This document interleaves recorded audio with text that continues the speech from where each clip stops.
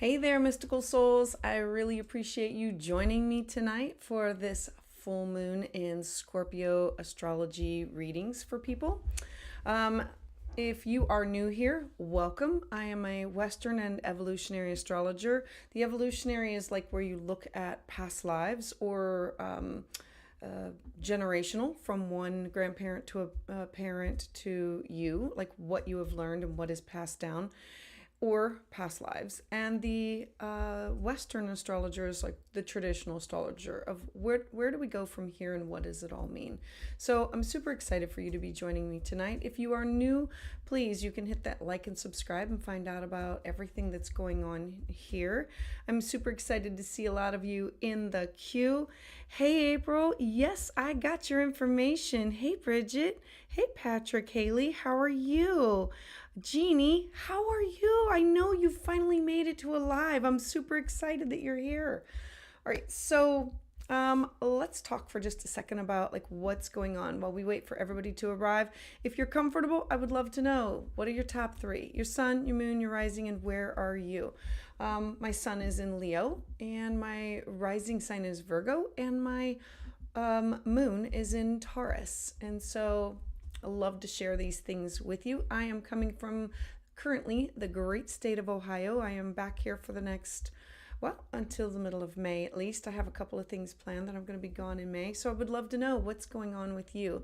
I know that for me, this has been a crazy time with all of the eclipses. We have had this brand new April 8th new moon eclipse. Remember, eclipses they usher in new and they exit out. They literally eclipse people, places, and things in and out of our lives. And so we've had that, and just recently the Jupiter-Uranus conjunction.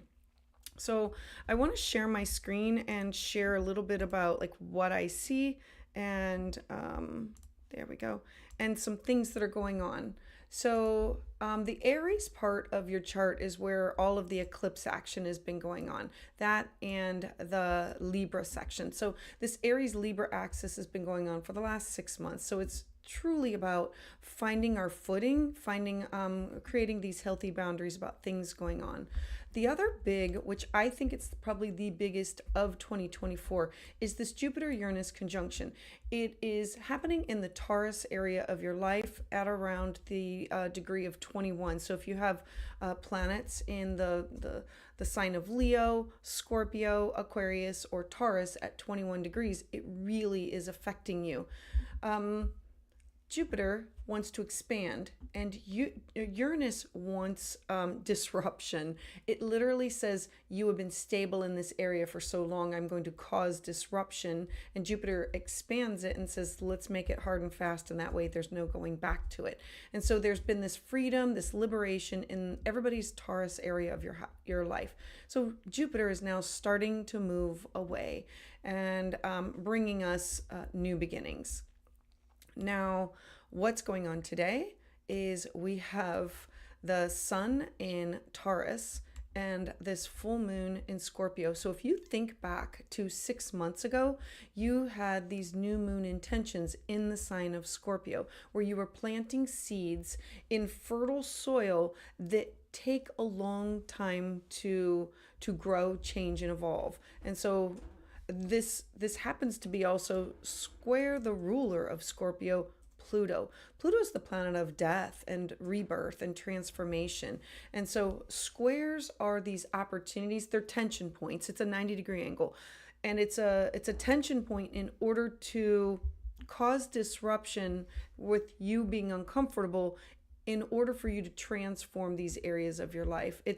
This is not a making it ease and grace. This is an opportunity to look at this and say, how can I grow from this? Scorpio is just this fixed water sign that holds all of these feelings in, holding the emotions, the deep, wanting to transmute them in a way that, like there's two sides to Scorpio. You can either look towards the manipulation, or you can look towards loyalty. Scorpio is it's about your subconscious desires being revealed, your hidden parts of yourself. The full moon, the sun showing us the hidden parts of yourself. So some people have been very cranky, outbursts, anger, and sometimes shouting it at the wrong people, oftentimes shouting at the wrong people.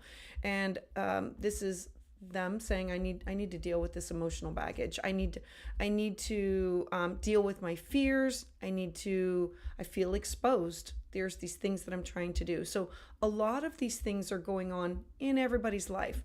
So I'm encouraging you, if you want to get in the queue, there is the, by the way, there we go. There, use that QR code, scan it, join us, get in the queue tonight, and let's talk about what's going on with you. All right, so let me get started. Oh, and I have one more thing that I want to share. I'm going to be launching in May. So we have this new moon that's going to be coming up.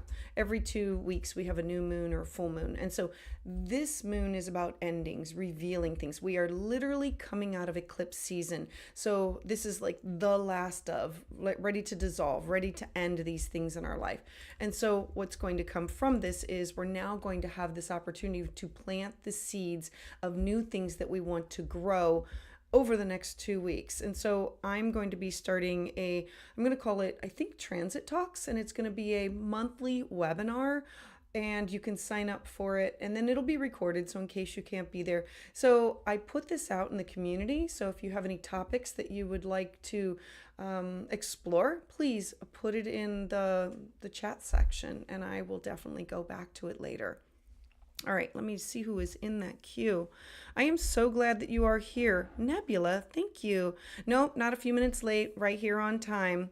Okay, the place that we are in the queue. Oh, how do you know the place that you're in the queue? All right, so let me pull up currently. Let's see, the first person in the queue, the first 4, I have Carrie, Mopsy, Jayen, and April. And so if you want to get in the queue, know that I'm 4 deep, but I'm going to be moving as fast as I can. All right, so let me talk about Carrie first. All right. So first off, Carrie, I want to thank you for trusting me. When I look at your chart, I say, holy mackerel, you have a lot of Scorpio energy, a lot of deep feelings, emotions. Scorpio ruling over your first house really has to do with your power, your self-expression, your habits, you being seen in the outside world. And how are you allowing yourself to be vulnerable with other people? Your moon is in the sign of Taurus. So this is an opposite because the sun is like literally on top of your personal moon. It's deep, it's intuitive, it's with this much Scorpio energy, this is you needing to feel safe and secure in all of your relationships and your communication with other people. And then this lunation, let's talk about this lunation. Let me get rid of this and pull up a bi-wheel because I really want you to see where we are with you and with everything that's going on in your life. So there we go. So Carrie, we have the moon illuminating all these topics that have to do with first house themes about you coming to light, things that you would like to keep private, things that you would like to keep under wraps, you being seen. This is about your identity, your body, your self-expression. Remember that the sun is in your first, your 7th house of partnerships, significant others, clients, your one-on-one relationships. And it's about wanting to be grounded, wanting to be stable with the people that I'm working with. The problem comes in with Pluto. Pluto is at the bottom of your chart, and it's like inching up to your north node, the direction of this is what I'm supposed to be paying attention to. The 4th house represents your foundation, your roots, your family, your genealogy, the 4th house is everything that you build your life upon. It is people that feel like family or family. It's your traditions. And so there's some things that are going on with partnerships, significant others. These can be clients or one-on-one or these could be significant others. And this can also be best friends. I'm going to add in open enemies and exes here because a square is a hard transit. It's a right angle. It's a 90-degree angle saying, I'm going to make you uncomfortable and you have to integrate this energy to the best of your ability. You're trying to integrate a lot. You have Mars here. Mars is wanting to initiate, wanting to go after. Venus is here. Who you love, what you love, how you love, your money, your resources, your finances. Jupiter. Jupiter is the expansive planet. It's the gift. And then, it is who you are. I love all of this, but this is definitely got you feeling like your emotions and feeling vulnerable, feeling like you are seen, feeling like you cannot keep things under wraps that, okay, I'm going to say it in a nice way. It's just like, how like people can't hide their crazy, and you can't hide your feelings and your emotions and how you feel about things. And it's having to be vulnerable, having to deal with a lot of things that have to do with your home, with people that live within your home or your foundation, and it could be your real estate, your property, people that you share a past with, and there's this conflict going on, and they could be possibly revealing some things about you or making you feel uncomfortable about some things that are going on. But the sun sitting on top of your personal moon, mean the house that it's in the sign of Taurus, means you need stability. You need sensual, stable, reliable connections to people. You want reliability. You want to know, who can I trust? How can I trust? And can I share this part with you? That's what you need. The sun is sitting on top of that, and it's revealing some of your secrets and some of your things about yourself. And it will be an opportunity for you to integrate, how comfortable do I feel with this? Who do I share this with? And I need to look at loyalty. There's two ways that Scorpio acts. It's by manipulation or anger or lashing out, or I'm extremely loyal. And that's what you're looking for in other people. So I'm hoping all of this makes sense to you. I also want to take a little look at where your Jupiter and Uranus. Okay, I want to bring this up also. There have been some major shakeups. Remember that the 7th house is not just about partnerships and relationships. It's about love, contracts, negotiations. So this is where the sun is. The sun is saying, I've had a lot of turbulence in this area of my life. And Uranus is shaking up your ground. Who are my friends? Who are my people that I'm going to, like my business partner, my significant other? Who are my contacts that I'm on these one-on-one relationships with? These could be, I also want to bring out those open enemies and exes and feeling vulnerable about this, or saying, I'm going to be removing some of these people from my life because you are no longer, our relationship has moved past a certain degree of, we need to move on past this. This could be ending some contracts, ending some negotiations, but it also is bringing new to you. It's freeing you and liberating you from all of these things going on. This is in a square to your north node of how do I release these people. It's also in a square to your south node. So we know that there's a lot of big things that are happening. And okay, I'm going to throw one more thing out there. Your south node and, your Uranus, the south node is transiting on top of your Uranus in your 12th house in the sign of Libra. The south node, what do I need to release and get rid of? Uranus, shock, surprise, freedom, liberation in the sign of Libra. My connections with others, where I always give in to what they want. And the 12th house is about my dreams, my intuition. The 12th house is also about doing the inner healing work. The 12th house is about doing the deep journeys. It can be hospitalizations, it can be afflictions, institutions, prisons, rehabs, but it's also where we go to tap into our subconscious mind, to do the past life regressions, tap into the Akashic records, to do the shadow work that you need to do. So I know that you're doing a lot of weeding through, and this is extremely emotional, like touching on it's your feelings. It's like tears. It's like sometimes it's the ugly cry of I just need to like sit in this, feel this, and move through this in order to grow and transform from this, and not be goaded into the negative of the manipulative part of asking for payback or wanting to have payback. Like walk away. You're past that. Move on past that. All right, so Carrie, I'm going to look in the chat. I'm really hoping all of this makes sense to you. And let's see. Oh, crud. I just drew a big red line on there. All right. All right. So, Carrie, I'm hoping all of this makes sense to you. And I would love to hear about it in the chat. All right. So let me move on to my next in the queue. So thank you. Thank you very much for trusting me.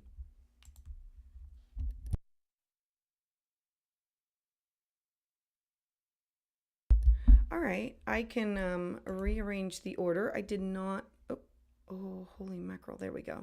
All right, me and technology and knowing that Mercury is retrograde. All right, Jayen, I am going to pull up your chart next. So let's take a looky-loo at you. So first off, thank you for trusting me. When I looked at your chart, like you know how the last person had a lot in Scorpio? You have an intense amount in the sign of Sagittarius, like faith, hope, belief, higher thoughts, higher, like in your 11th house of your dreams and your connections, like being well connected with other people. Like your Mars is there with where you want to go after things. Your Sun is there. Venus is there. Who you love, how you love. Mercury, the way that you communicate. And then your North Node. Like we could talk about your nodal story. And I think I would like to just touch on your nodal story for just a hot second. So your South Node is where things went wrong. And so the South Node, we never talk about it as it was a good thing. Your South Node is in your 5th house of children, creativity, taking risks, in the sign of Gemini, the way that you communicate, who you communicate with, getting all of the information and not having like the trust, the faith, the hope, the belief, and being stuck here. Mercury is the ruler of it, and Mercury is in your 11th house of, in this lifetime, I have to move forward with connecting with others. I have to be able to have faith, hope, belief in things that are just not in a book. Things that like feelings and energy and a belief in things that are otherworldly. And the North Node being ruled by Jupiter, I look and say, okay, where's Jupiter? Jupiter is at the top of your chart in Scorpio. So we know that this is with your career, your job, your legacy of in this lifetime, you were meant to not only dive into like the facts and the details of things that you want to create. This could be and places that you want to take a risk, but you were meant to dive into sharing the knowledge and connecting with people far and wide and using this for your career. With Jupiter and Scorpio is I need to follow my intuition because not all people are who that they say that they are. And like some of them sell snake oil. All right, so let's take a look at like where this lunation is occurring. So let me pull it up here. So Jayen, we know that, get rid of this. There we go. We know that you are having the Sun focus on 4th house topics, which represent the people who live in your home, genealogy, your family, your foundation, your real estate, your property. It's your traditions. It could be your ancestors. The 4th house is like what is stable to you. In the sign of Taurus, you needing a stable home or stable family. Now, Uranus and Jupiter have been doing their thing, like causing like earthquakes in this area, like disruption of people coming, people going, doing work to your home. And what does that look like? You're having this full moon, and it's sitting on top of your Jupiter in the sign of Scorpio, revealing some things about, and this could be endings. Remember that full moons reveal things that are in the dark, they bring about closures. And so this could have to do with your career, your job, your legacy, your public reputation. The 10th house represents what you want to achieve and your professional life. The problem occurs with Pluto in your first house. This is the square. Pluto in your first house has you really transforming who you are, changing, evolving, and growing. Pluto's going to be here for 20 years. And in the sign of Aquarius is, I need to be thinking about more than just myself. I need to be thinking about like hive mind. How can I be part of the universe? What good can I offer? What are the gifts and talents that I can bring about? But how do I also be unique and be me? Pluto, think of it as a snake. And as it grows, it has to shed its skin and transform and evolve. And so you are growing, transforming, and evolving. And there's some things that are ending with career topics. I'm looking at this and saying, this is also a Pluto square. Pluto. It's a short period of time where things are made difficult in order for us to, like, squares are hard aspects of how do I change, evolve, and grow, and how do I integrate this into my life? What does this look like? And so you are trying to figure out, what is my home?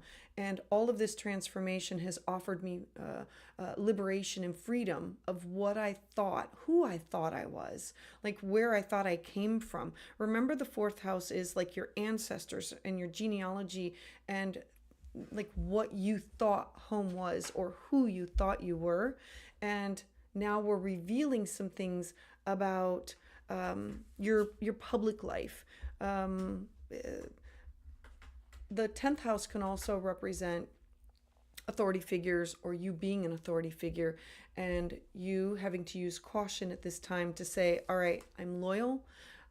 Who is not loyal around me? And how do I feel about this? And how do I have these healthy boundaries? Because it's a Pluto square Pluto, and all of this is going on is definitely squaring some things. Although I love that it's in a harmonious aspect to your second house of your money, your cash, your property, your resources. Whatever you are doing now is going to benefit you for your self-worth, your cash, your property. Like, you are definitely having to look out for you, looking out for number one. And so, yeah. All right, let's see. I'm going to... Oh, Nebula. Yeah, okay, Nebula. Hoping it's a beginning. A job since I've been unemployed since the Scorpio eclipse last May took my job away. Okay, let's talk about this. This is an ending.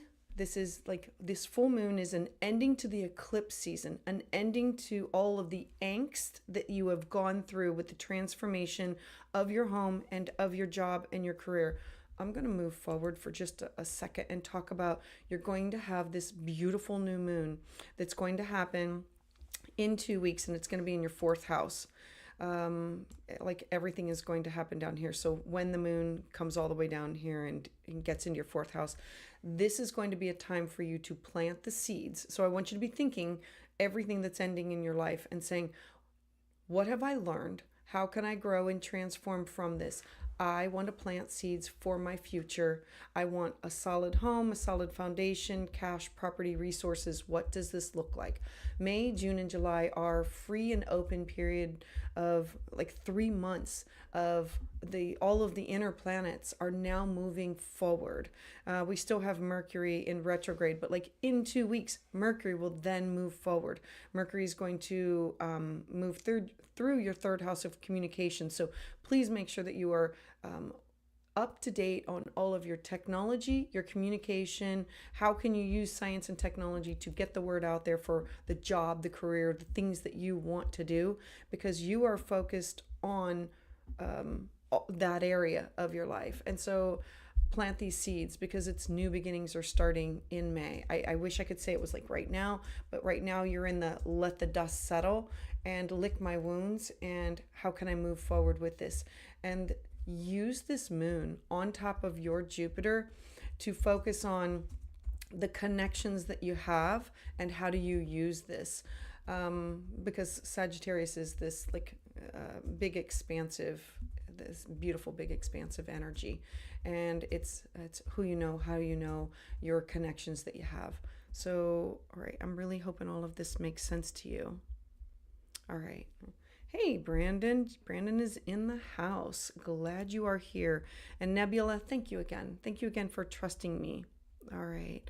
Right, April, it's like chills for you. It's going to be great. We know that things are going to be great because like the worst is over. It's hard to sit in this time period because everybody is like, I call it sitting in your shit. I don't even know if we're allowed to like say that on here, but it's like you're sitting here and you're like, I'm ready. And Mercury is just holding you back saying, no, you're not. You have to go over a few things.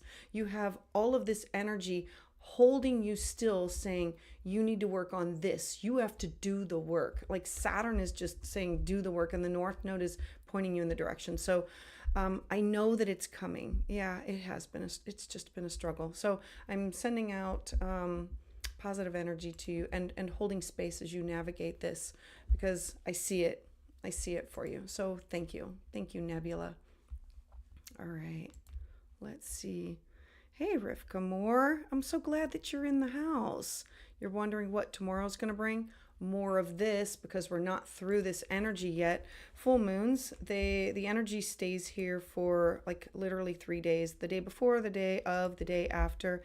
And everybody is like really feeling this. All right, so April, so glad you are in the house. Let's talk about this. All right. All right, April. Oh, didn't bring up, I didn't move it over yet. And I always rely on Shay to help, or Shiny Gems to remind me of this.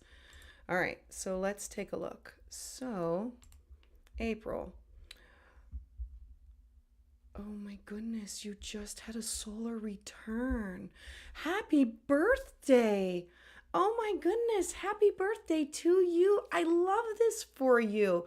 You are going to be starting a brand new chapter of your life. And so this is brand new starts and beginnings. I'm so excited for you. I'm like absolutely loving this for you. All right, so let's talk. You're having a solar return, and you're also bringing about these endings. And the square comes with the 7th house themes. So 7th house themes for you represent significant others, best friends, clients, one-on-one relationships. It's the house of love and contracts and negotiations and talking. And it's also the house of open enemies and exes. And I'm bringing that out because this is a square. This is a tension point. Squares are when the signs don't mesh together. You have the sun in Taurus, which is this earthy, earth and grounded.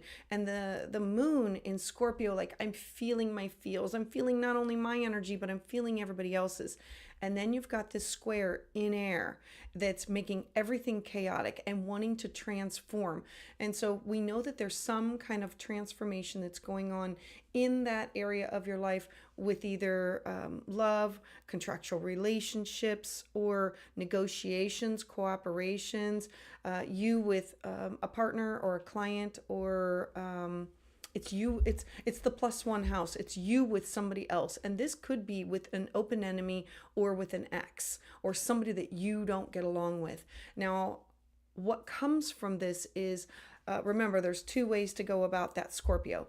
Scorpio in the 4th house means you like your privacy at home. You like to be able to keep things on the down low with where you live and how you live and like everything that goes on in the home sector of your life. And so there's some things that are being brought to the light, and it's about holding in your emotions, you wanting to work with your highest expression and work through the feelings of power struggles and wanting control over things and these subconscious desires and possibly wanting to lash out.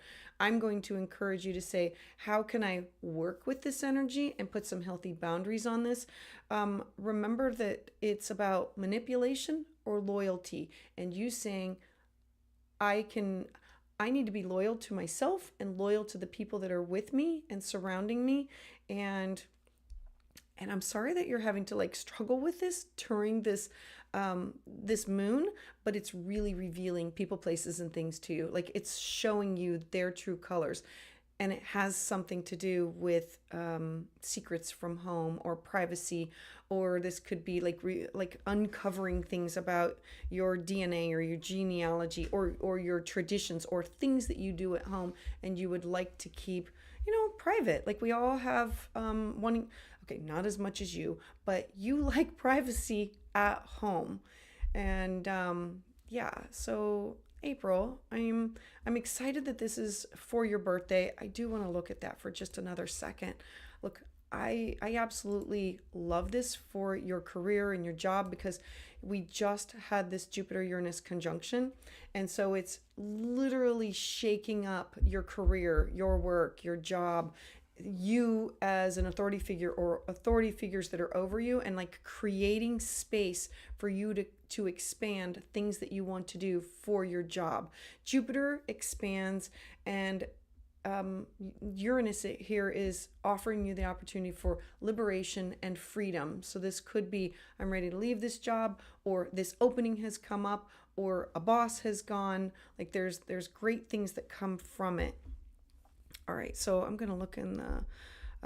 Okay, you hope so. Yeah, I'm hoping so too. Hey, shiny gems, so glad you're not falling down the job. It's just that every time I think about forgetting to share the screen, I think about you. And remember, Mercury is retrograde. It's my chart ruler, so you get it. Yeah.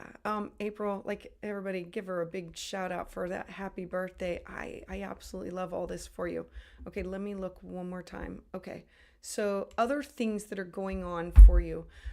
You've got Mars in your 8th house, and it's in this, you have Mars and Saturn. Let's talk about, okay, just one hot second. Mars and Saturn at 0 degrees, that's an anaretic degree. Never done it before. In your 12th house, Cancer. So we know that there's topics that come up with home, security, secrets, privacy, and this definitely has to do with like past things that have been brought in or generational things that have been passed down, but it's definitely you having to take the initiative of, remember that Mars does not work well in water, and Mars, your personal Mars in Cancer, water, and transiting Mars in Pisces, water. It's like, I'm trying to cut through this water in order to see clarity, and you have to think of yourself as a jellyfish in this moment of, I have to deal with things as they come to me. And it's this beautiful water trine that's going on, and it's bringing up topics that you're really trying to cut and remove, and you're going to have to navigate the water. You're going to have to like navigate those feelings, navigate the emotions. Like moon in your 4th house is like definitely sitting there and feeling your feels, and endings, closures, in order to start a new chapter, a new beginning of something in your life that has to do with home and family. And so happy solar return, happy birthday. Absolutely loving this for you. All right, so let me now I want to move forward, and let me take a look at Mopsy here. All right, Mopsy, I am so glad that you are here tonight and allowing me to be part of this journey with you. All right, let me take a quick look at the queue. Hey there. Okay, everybody is right. Shiny Gems was here last time. Yeah, and I know you had a friend show up, and that's okay. It's all good. And Mopsy, I'm so excited that you're getting a reading tonight. Yeah, the sun is at 4 degrees. Let's talk about the sun, and let's have a little look at what's going on with you. All right, so knowing that you are, okay, your chart looks a little bit different than everybody else's because you asked me to read it with Placidus. So that gives me like one extra layer of information that I want to share. You're a Scorpio rising, but the full moon is at 2 degrees in your 12th house. And so we're bringing in 12th house themes of self-sabotage, of isolation, of I need to be able to connect into my dreams, my intuition, my psychic ability, or connect with other people who have this wisdom and that can share this wisdom with you and use it for first house themes. There's something that's going to be ending for you. I would like to think of it as an ending of an ending of other people manipulating you. Remember that Scorpio can be manipulative, and you looking at of your connections of who can I be loyal to, who is loyal to me, and not having manipulative behavior. Scorpio works from a space of fear, and it's very subconscious, and it reveals on the surface or feels like we are exposing ourselves. I'm sorry, can you hear my dog? He's dreaming. So you are transforming who you are. The sun is at 4 degrees in your, it's okay, it should be in your 7th house, but we're bringing in these 6th house themes to it. And so I love this because it's in a sextile to the sun in Cancer, which is in your 8th house, but should be in your like 9th house if we were doing whole sign. So the themes are the sun in your 6th house of your daily habits, self-care, making sure, are you taking care of yourself? Are you making yourself a priority? Are you surrounding yourself with people, places, and things that can help get you where you want to be? The 6th house is where we find these guides and mentors. And then you take those themes and put them into your 7th house of partnerships, love, relationships, clients. And so I'm looking at this as, who are you connecting with that can help transform you? Because the sun is at 4 degrees in Cancer in your 8th house, but we're going to use the 9th house themes here. So there's this sextile to it, but it's really a trine to it, saying, I want to take what I have, because I know that you're selling a product, an absolutely amazing book and pins and other things that are with it. And it's getting that story out. Scorpio is like you taking my wounded self, like my pain, and putting it down into writing to create your books for the story of Mopsy, using your connections with other people. Remember, the 8th house is your shared resources with other people. These are investors. The 8th house represents shared resources, as in business contacts that we have signed contracts with. It's inheritances, wills. It's the house of joint ventures, of you connected with other people, and then sharing this and moving it into your 9th house of cross-cultural experiences, foreign people, places, and things. How can this money and these investments and these resources, how are you sharing with other people that this can be a resource and investment to share with the world? 9th house topics. 9th house topics are publishing and legal things. The problem comes in with Pluto. Pluto is literally sitting on top of your personal moon. Pluto is squaring. So we know that everything that you're going through, there is this uncomfortable, I have to transform me. I have to get out of my own way. Pluto is the planet of birth, death, rebirth, and transformation, and saying, I have to go down and look at what are all the bad habits that I have. And I have to make a priority of what I want to do in order to grow and transform. Pluto sitting on top of your moon, it's about your intuition, your feelings. It also brings in like feminine energy with women or mothers or something that has to do with health and healing and so I'm looking at this. The 3rd house is the house of communication. It's who are you connecting with, technology, sharing ideas, your relationship with people. in order for people to want to invest in you, you're going to have to be vulnerable and reveal to them who you are. And that's going to be the integration of Pluto. And it means you talking and sharing the story. How do I get the story out? Aquarius is, I have to think outside the box. I have to look at what are my resources and not manipulate, but say that it's about loyalty. It's about a connection, a heart connection. And so, Mopsy, I'm super excited about all of this for you.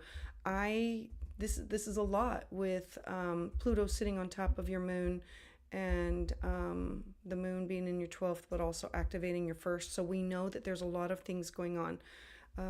Okay, I'm going to read the chat with what you have to say. Okay, so should I go to Barbados and meet with investors? Oh, okay.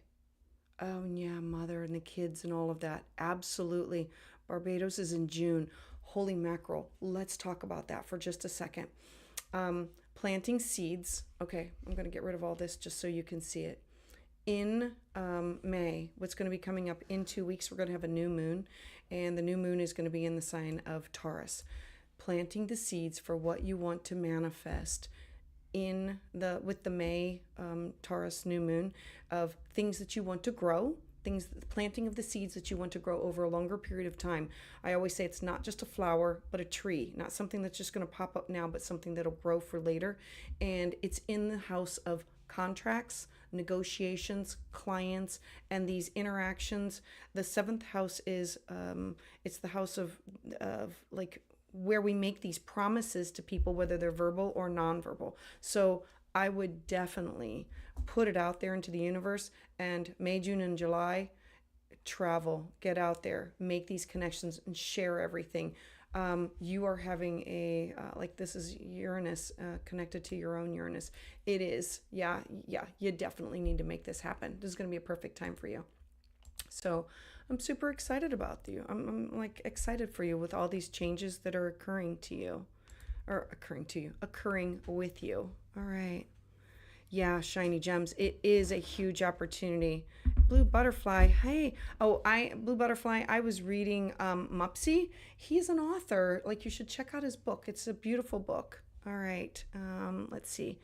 All right. So my next person in the queue. Let's talk about this. All right. Hold on. Turn your mic off.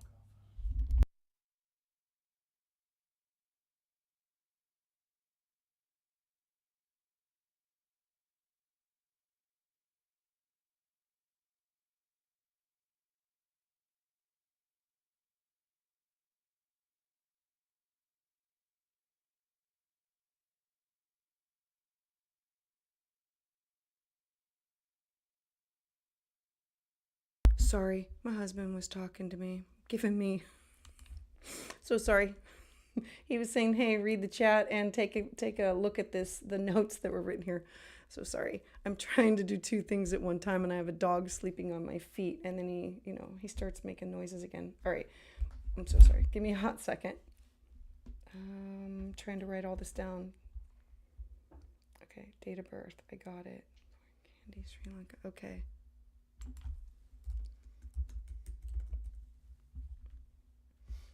Fudge, I spelled it wrong. There we go. Yeah, because if it's not spelled right, you know me. Okay, wait a minute.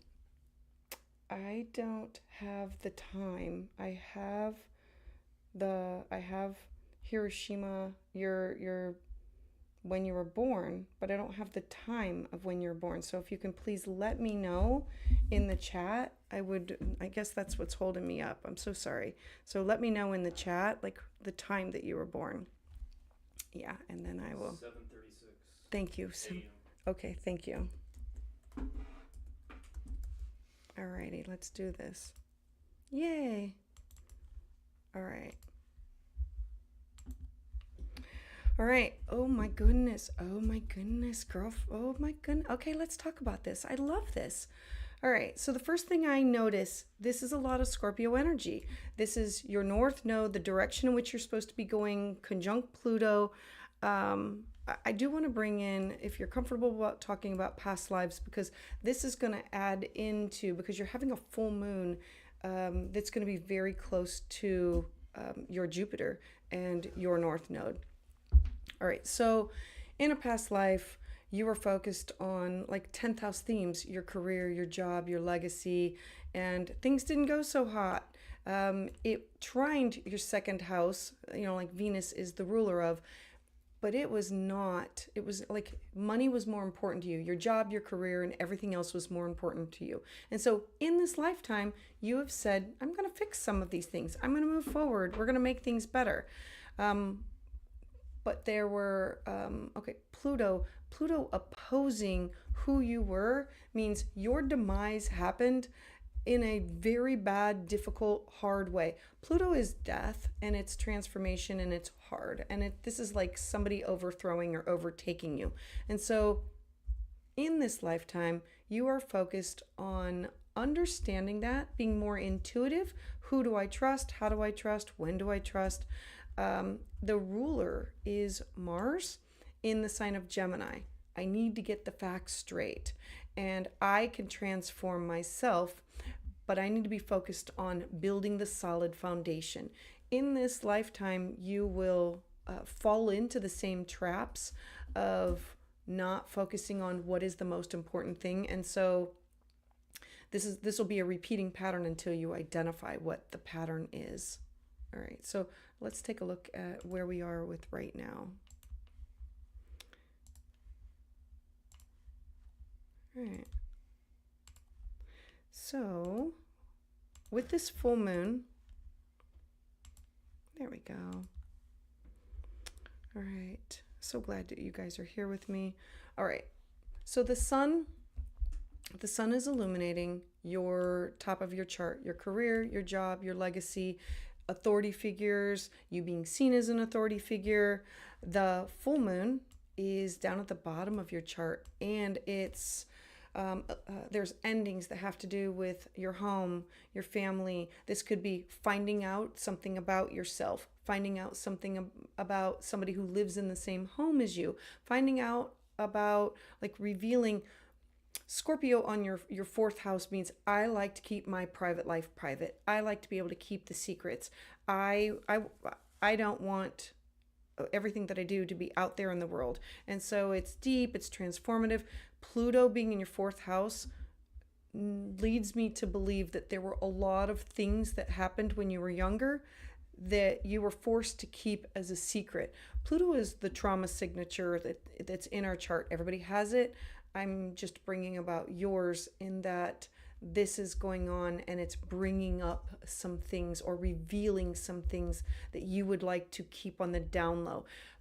Pluto also represents where we have power struggles. And so there were definite power struggles growing up, and the moon sitting on top of Jupiter, it's like everything feels like everybody can see it. Everybody knows this. Like, where's the loyalty? Like things that were hidden. I don't feel secure. I don't feel safe. Full moons mean endings and closures and an opportunity to have this new beginning. The problem comes with Pluto transforming your seventh house of partnerships and relationships and contracts and negotiations. So you're having this Pluto square, and this has you looking at feeling squashed or having authority figures wanting to have power over you again. And you, with Pluto in your seventh house, means I need to now take back the control of, I need to transform. What does the narrative look like with who am I in a relationship with? Who are my best friends? Who are my significant others? Who are the clients that I work with? This dynamics that's going on is definitely about revealing things, wanting to work from the highest expression, but feeling like I'm backed into a corner and you're making me lash out. You're making me act like this. And so there can be manipulation from others and making you feel that way. I'm like hoping all of this is making sense to you. When we have a square, squares are hard aspects. It's an opportunity to grow, change, and evolve and change the narrative of How do you mix this energy together? How do you build upon this solid foundation that represents you without having everything revealed? You have, I'm going to remove all these other circles so you can look at this. Jupiter and Uranus have really shaken up your career area of your life, your legacy, where you authority figures to you, your life path, your social status, your reputation, your ambitions. Jupiter and Uranus here has really left you think of it as an earthquake with your job or your career, and then what's left is opportunity, it's freedom, and it's liberation.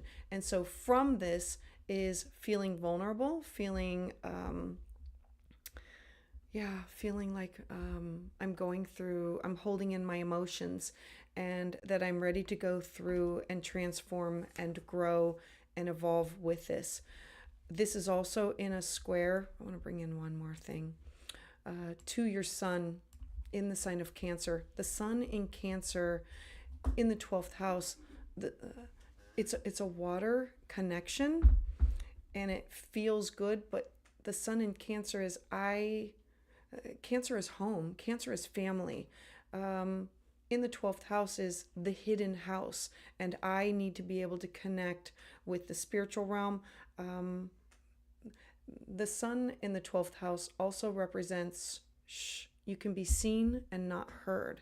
It's the hidden house, and it's you having to do everything from behind the scenes. And so, I'm hoping that all of this is making sense for you. And let me see, what else do I see here?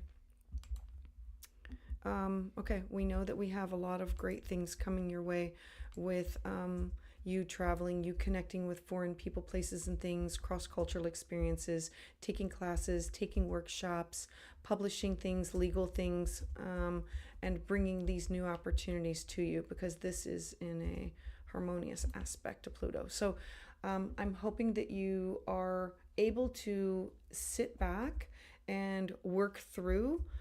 I would say take the nice Epsom salt bath, get out there, ground. Having Scorpio full moon in the 4th house is, I just want to sit and cry and be alone and work through this, because I need to be with people that I trust. I need to feel safe, and I need to feel secure, and I need my home to be that safe spot. And so after you work through all this, it will be like moving forward. This is like the last of the eclipse energy that's giving you the last of the pain and the angst that's coming from this. So freedom and liberation and positive things that you're going to be planting the seeds for in the next 2 weeks. All right, Hiroshima, thank you for trusting me with your consultation. I greatly appreciate you being here. All right, let's see. Jody. All right, Jody, let me pull you up here. All right. I told him there's one more spot in the queue, and that's it. Okay. All right. So Jody, thank you for trusting me. August 28th.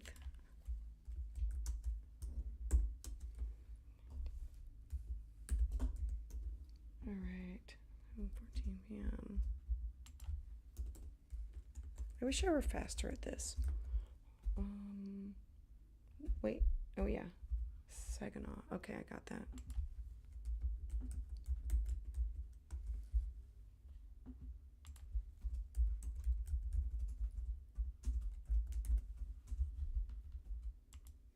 All right. Thanks, Jody. All right, let's take a look at your chart first. All right. Shiny gems. I do not know the spot. I'm hoping that Jake will let you know. All right. So Jody, first thing I notice when I look at your chart, okay, I like it. You have a really nice air trine going on here, connecting all this together.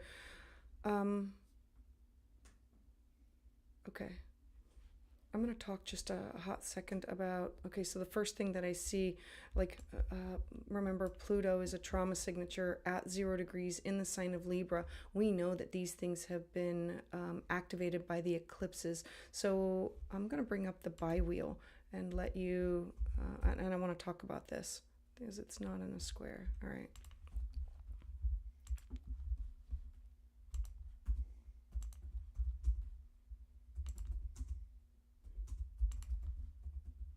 All right. All right, I want to talk first about, and I'm going to get to the full moon, I promise, but I want to talk about like what is going on here and then what is going on here, because this is a lot. The eclipses, Jody, have really, I want you to think back 6 months ago. 6 months ago, you had a lot of endings and new beginnings in the area of creativity, children, where you're willing to take a risk, love affairs. It could be gambling. It could be the fifth house is where I want to make investments or where I'm willing to take these risks and excitement. You have Pluto here. Pluto's a trauma signature of I'm working from fear because I've had some things happen in the past and I need to work through this. In the sign of Libra, meaning I will defer to somebody else instead of having healthy boundaries for what I want for myself. So knowing that, moving forward, the last eclipse, the April 8th eclipse, occurred in your 11th house, and it activated your like personal Chiron, your wound. And so it had you initiating people, places, and things that you need to interact with, that you need to connect with networks and peers and social groups in order for you to move forward with your hopes, your dreams, your goals, with what you want to do that's not connected to anybody else. So knowing that, that's where you're like starting some things. All right. So the full moon, we have the sun in the sign of, oh, it's on top of your personal moon. Okay. I like that. Okay, let's talk about your 12th house. I don't know how much you know about astrology. So the 12th house represents the house of dreams and intuition and psychic ability, but it's also the house of isolation and self-sabotage. It's the house of where we connect to the spiritual realm, the Akashic records, meditation. It's also the house where if we want to, it's hospitals, institutions, afflictions. It's like rehab. It's where we tap out and want to be removed from society, or we are removed from society. Now, your personal moon here means that you need to be connected to your senses, your like I would say all the clairs, like your dreams, what you see, with what you hear, with what you feel. This Jupiter-Uranus conjunction has really broken, like liberated a lot of brought forth a lot of opportunities for you. And this could be liberating you from self-isolation and connecting with other people who can either help you on this journey. And this could be with the Akashic records, or doing the shamanic work, or doing your shadow work. Or it could be, remember, the 12th house is your private side, but the moon is, I want to do this and I just don't want everybody to know about what I'm doing. It's what I want to do privately. And so we have the sun sitting on top of the moon, illuminating some things that you would like to keep private. It's also, the full moon has endings, these opportunities for endings in your 6th house of your daily habits. The 6th house represents, how do you take care of yourself? It's health and wellness. Who do I speak to for a guidance, for health and wellness, as in a chiropractor, or a counselor, or a mentor, or a social group that I get together with. The 6th house being nutrition and diet, and ending of old health habits that were not serving you well, or revealing a health issue, like bringing to light a health issue. The Pluto square, Pluto, remember, is death and transformation and rebirth. And in the sign of Aquarius is like, I have to think outside the box, like use the internet, use other people. The 9th house is foreign people, places, and things. Diving into religion, diving into spirituality, like having an open mind about these things. And so this is an opportunity for you to embrace. Squares are hard aspects. It's, how do I integrate and transform what is being revealed or shown to me, either through my deep journeys, the inner healing that I've done, or my subconscious mind.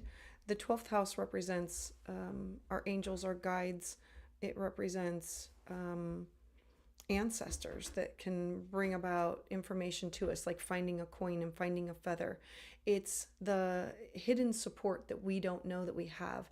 And your moon means you are comfortable or need to be comfortable within this space of the skill set that you have, and how much do you share of that with others.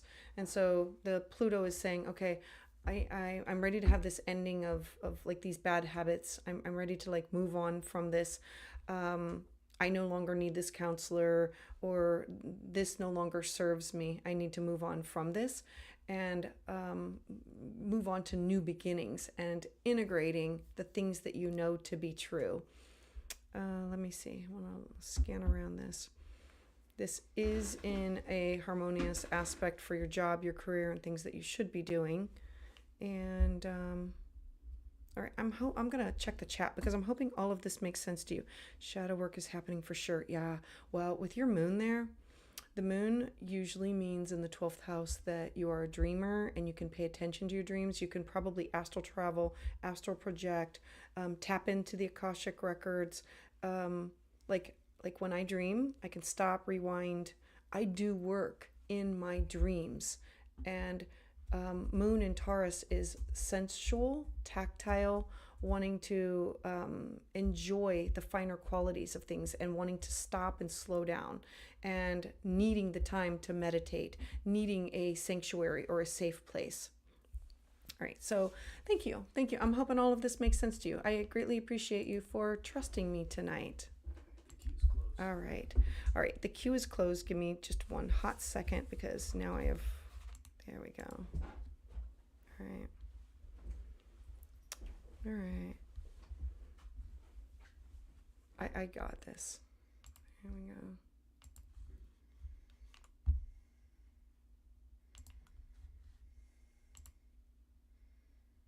All right, so next in the queue is going to be, oh, Wendy.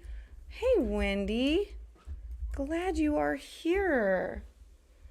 Oh my goodness. All right. Let me pull up your chart because I keep it. Hold on.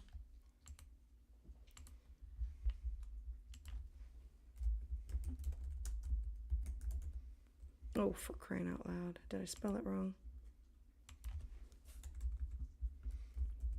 There we go. Yay, Wendy is in the house. All right, let's take a little look. And move this over. All right, Wendy. Oh, for crying out loud, this is not Wendy's. Give me 1 second to transition out. Hold on. Yeah, don't take it. By wheel. There we go. Now I got it. All right, so not sure about a job offer from a new company or just where you're, oh, and love coming to you. Oh, and you don't see any movement in any portion. Okay. All right, let's talk. All right. Hey there. You were taking a nap? Good for you. Get that nap in when you can. All right, so Wendy, the full moon. Okay, your career and your job. I want to address two things. You're asking about partnership and relationship. That's not, the partnership and the relationship happens in the 7th house. I'm not saying nothing is going to happen, but it's not going to happen right now. The focus right now is currently on your job, your career, and it's your connections that you're making with other people. And the sun is illuminating your 12th house. So like this area of your life is the focus right now. It's not partnership. I'm not saying that it won't happen. I'm just saying it's just not going to happen right now. So as I look at this, the sun being in your 12th house, remember that you are ruled by Mercury. Mercury is currently retrograde, going through my dreams, my hopes, my wishes, my goals, and aligning with what you want to do. because you've had this Jupiter-Uranus conjunction liberating you, freeing you from, it's about offering you the inner healing, the deep journeys. So what's ending for you are bad habits.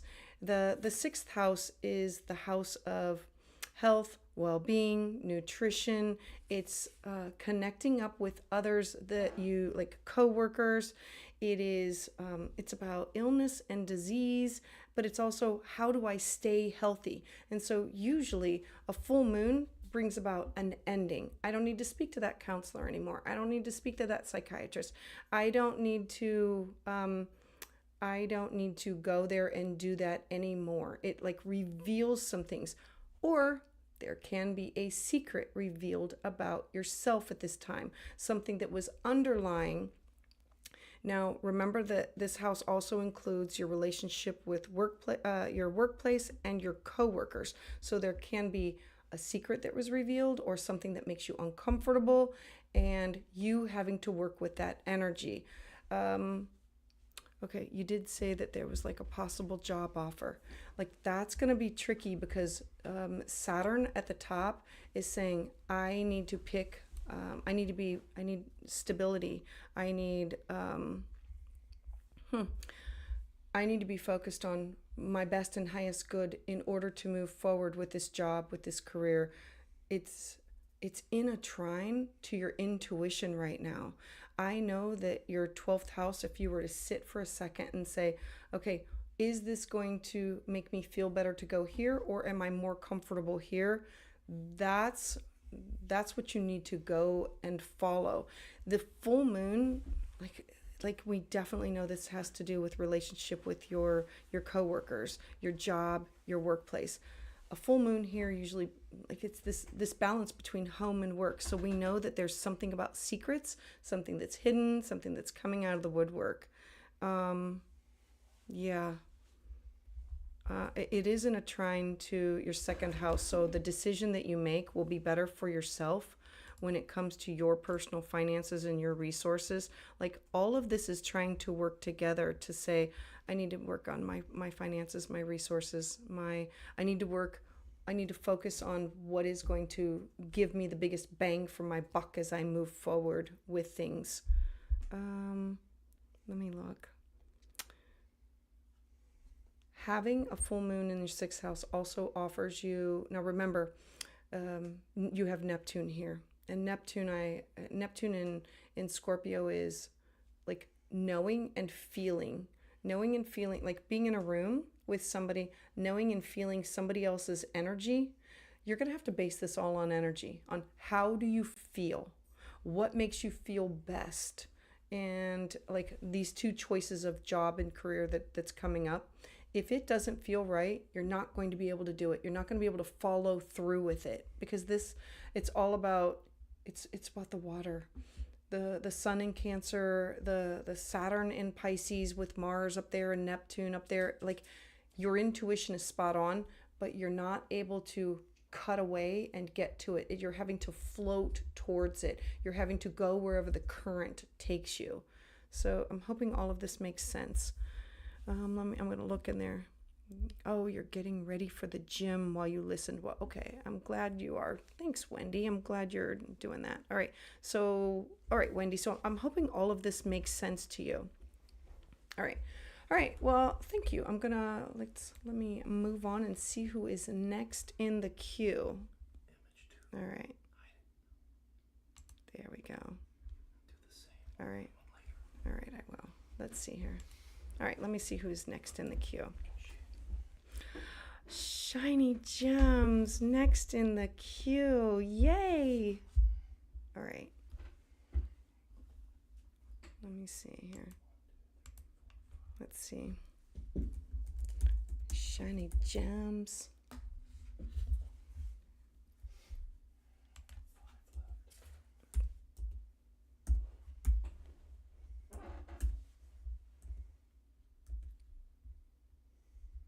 Let's see here. I should be able to just pull up your chart, but it's... Yeah, let's see. Yay, shiny gems. I got you. All right.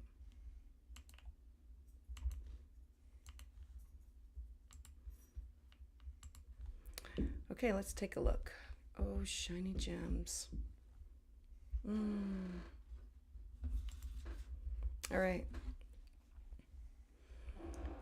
I'm going to go back, and I want to talk about the Jupiter-Uranus conjunction before I talk about this full moon. Remember that the Jupiter-Uranus conjunction is about freedom and liberation, and it's sitting on top of your North Node that has to do with your resources that are tied up with other people. Definitely needing these healthy boundaries. Now the sun is here. The sun is illuminating, saying, other people's money, debts, obligations, inheritances, wills. The eighth house is also the house of deep psychological, like birth, death, rebirth, and transformation. How are you transforming from this? All of this is on top of, oh goodness, Pluto. Pluto is a trauma signature. I know that you are familiar with it, and I know that you are working through this, but this full moon is sitting on top of your personal resources, making you feel like I have to make all these sacrifices. You're having a Pluto square. This makes it really uncomfortable because it's like Pluto. Pluto is trauma.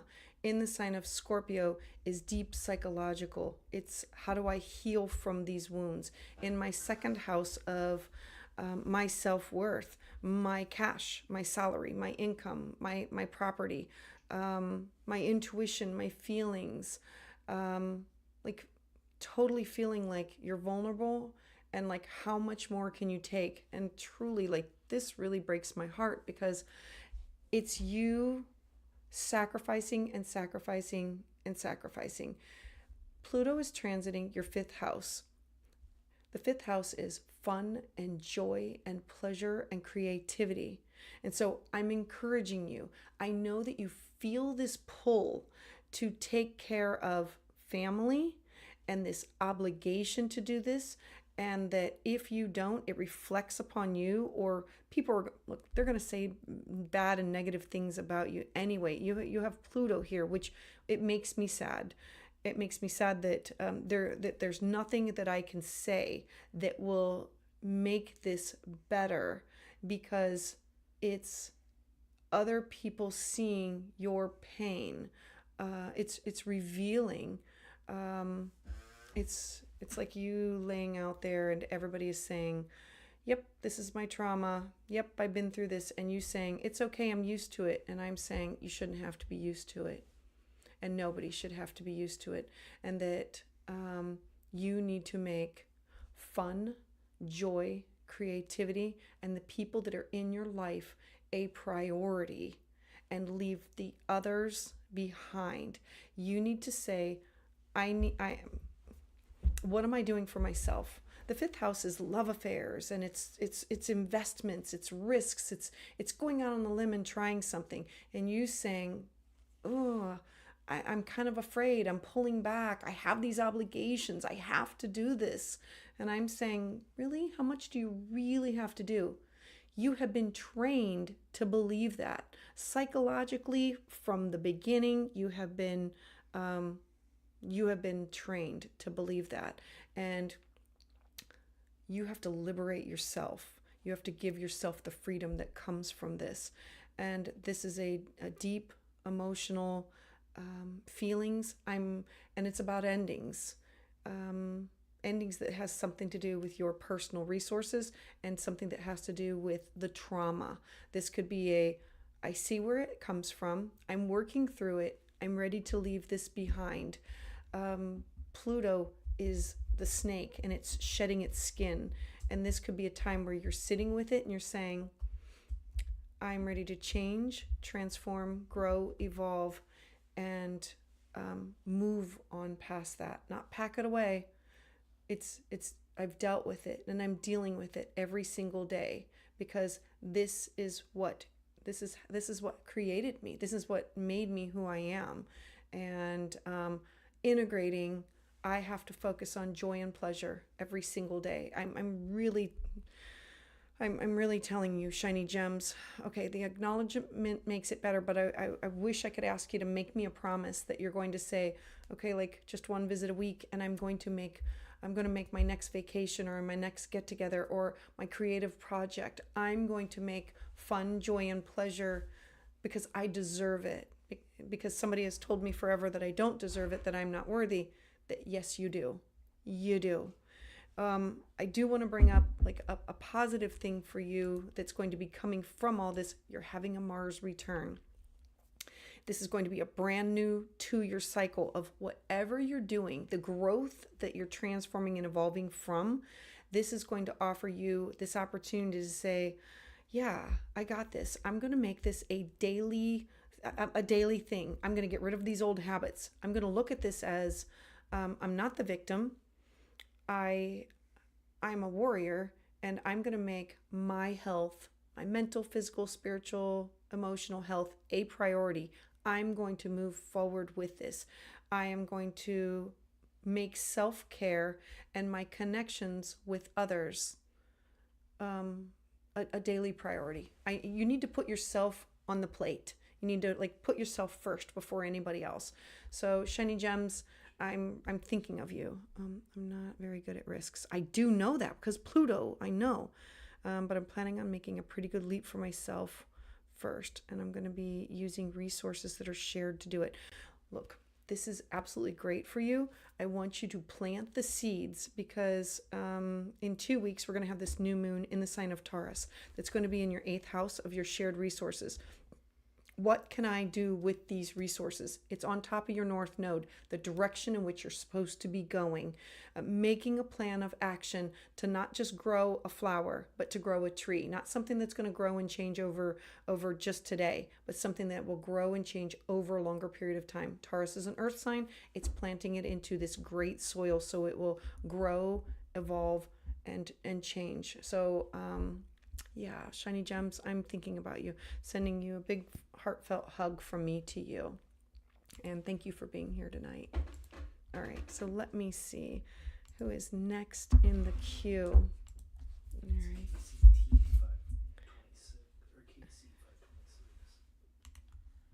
She said you've done her before, so I don't know if you have it or not. Oh, let me see if I have. Okay, hold on. Hopefully I've saved everything. Let's see. All right.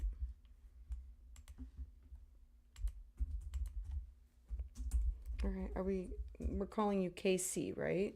Just want to make sure of what the name of the screen name. All right.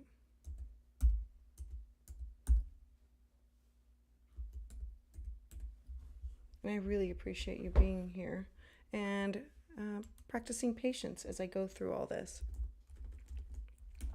Spending this full moon with me.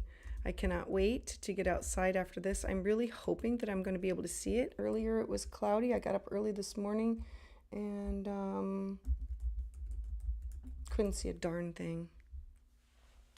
I'm a moon gal. All right, let's see here. Yep, got it. All right, Casey, let's talk about this. Let me do a bi-wheel with you. All right, KC, what is it? KC 526, right? Okay, so KC. All right, Casey. Oh, first thing I notice. Oh, okay. All right, I'm going to skim around before I talk about this full moon. I love that the eclipses are occurring in your 9th house and your 3rd house. What's difficult with this eclipse that's happening is it's sitting on top of your Pluto. What am I releasing? What am I shedding? Remember, Pluto is a trauma signature. It's in your 3rd house of communication, of Libra, wanting to balance things out, wanting to be like the person who hears both stories and negotiates things. But it's in your 3rd house of communication with siblings and neighbors and early childhood and education. So it's seen as like a trauma signature here. So there were some difficulties when you were younger with either communicating or negotiating or, yeah. Okay. So what's happening is 6 months ago, we started having eclipses in the Aries Libra axis of our life. And so Aries is initiatory, the person going after what you want. And Libra is what I'm leaving behind.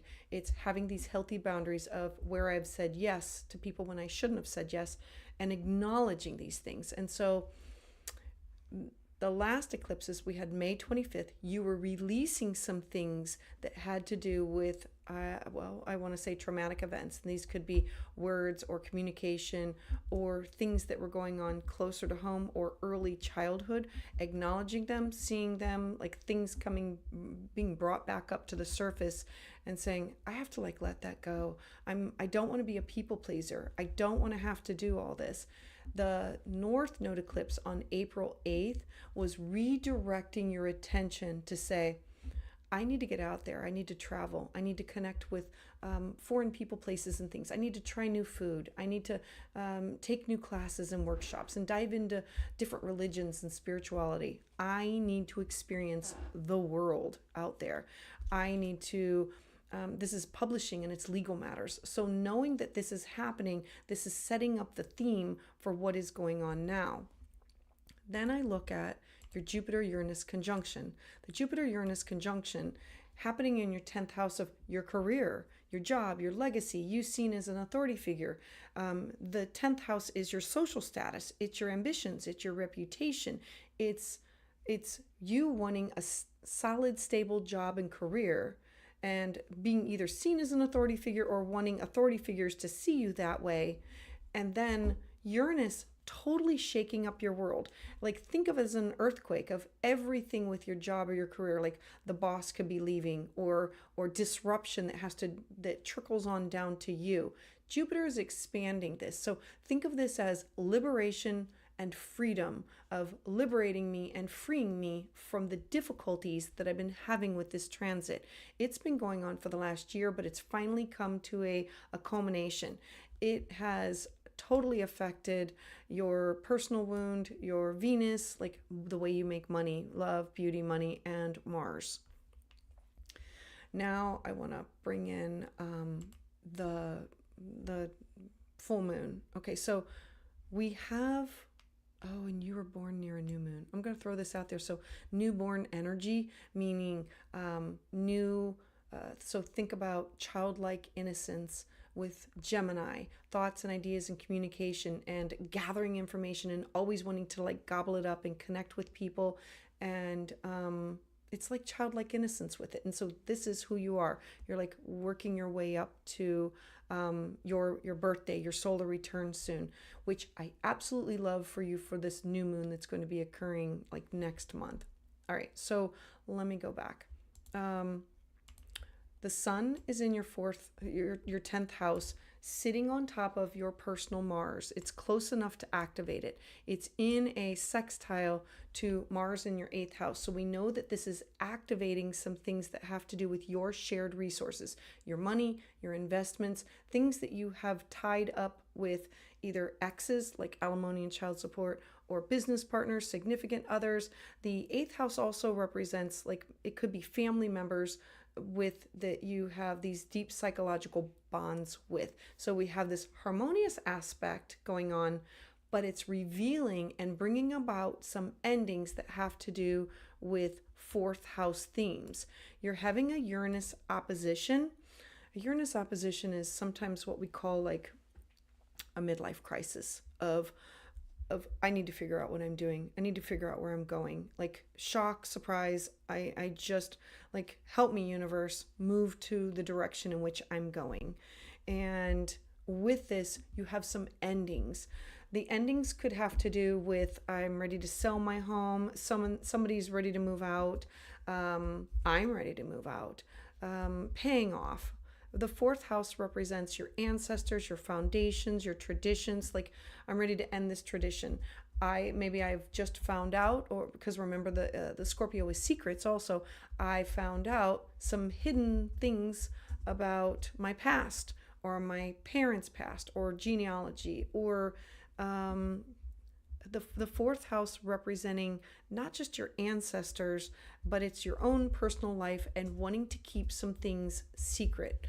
Having Uranus in your fourth house represents that your home was kind of topsy-turvy and there were a lot of shocking things, that it was not very stable when you were younger, and that you are working through ending some things that have to do with this.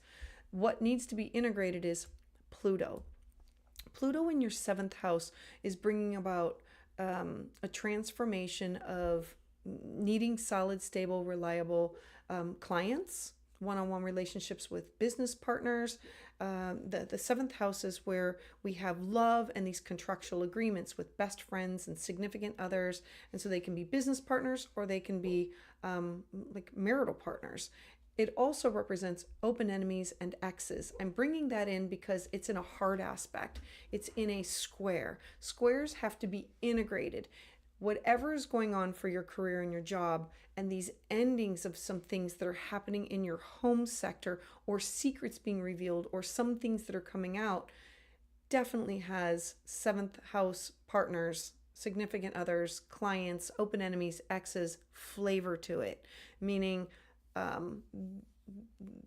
not all of this is working well together, and that's what squares do. And they say, now you have to integrate this. How are you going to transform and push past this uncomfortable position?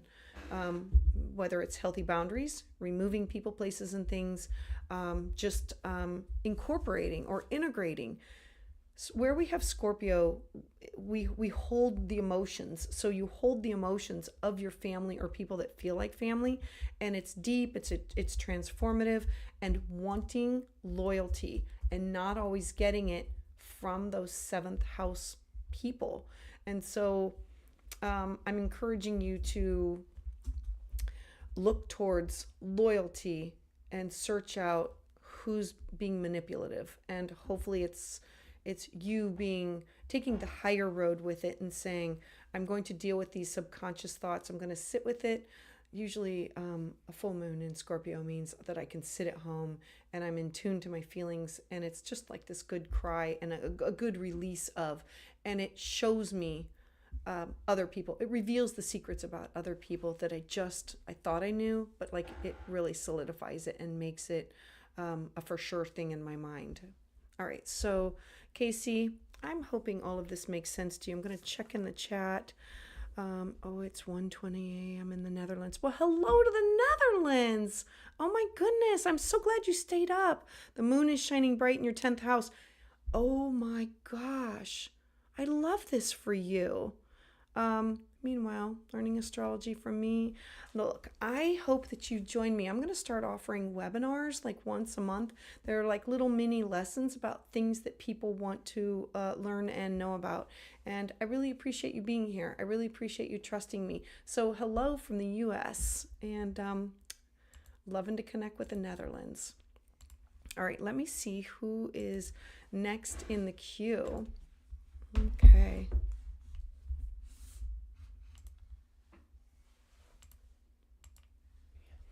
All right, Anne-Marie. Thank you for waiting, Anne-Marie. I greatly appreciate it.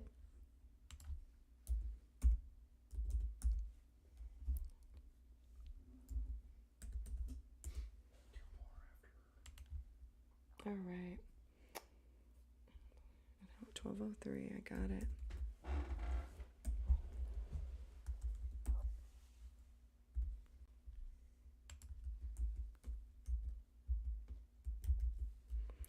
All right, Texas, the great state of.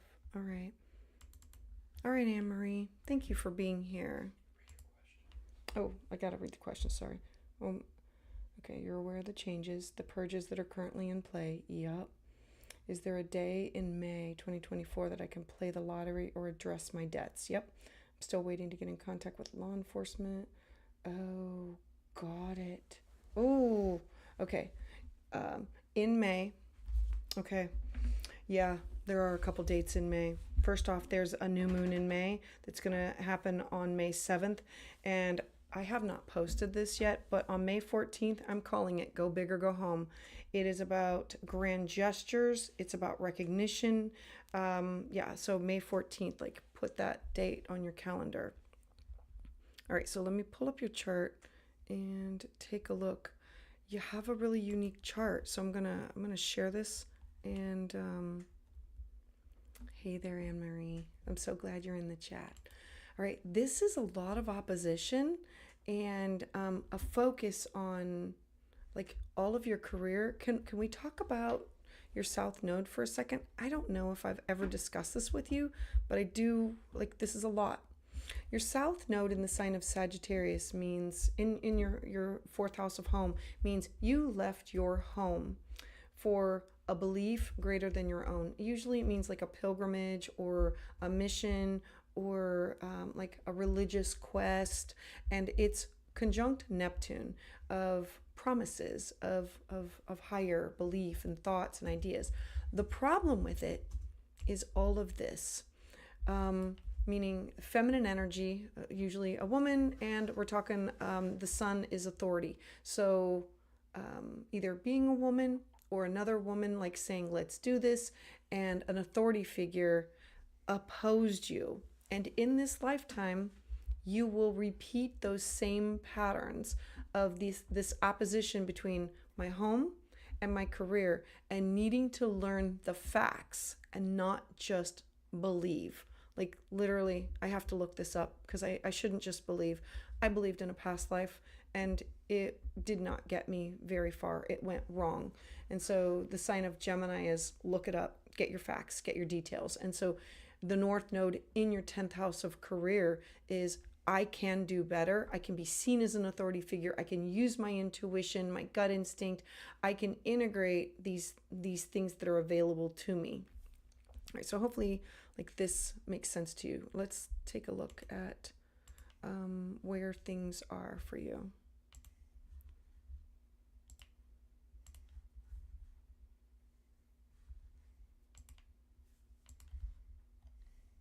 There we go.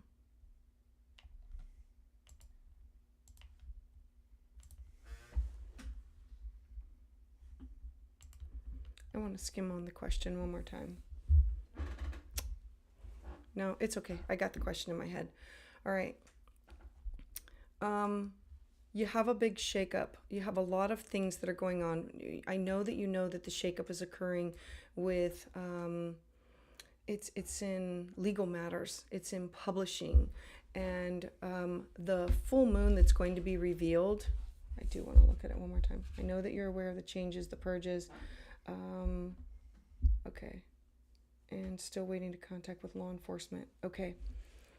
I love the fact that Jupiter and Uranus had a conjunction in your 9th house. It is freedom and liberation with education, and it's legal matters, it's publishing. So we know that something is going to come from this. The full moon is occurring in your 3rd house of people, places, and things that are close to home. The 3rd house is how you communicate and the ways that you communicate on a daily basis, how you gather information and how you share information. And the problem with this is being vulnerable. It's secrets being revealed, secrets being kept, I would say from you. This full moon is in a square to Pluto in your 6th house. The 6th house is your daily habits. It's you having to nurture and care for yourself.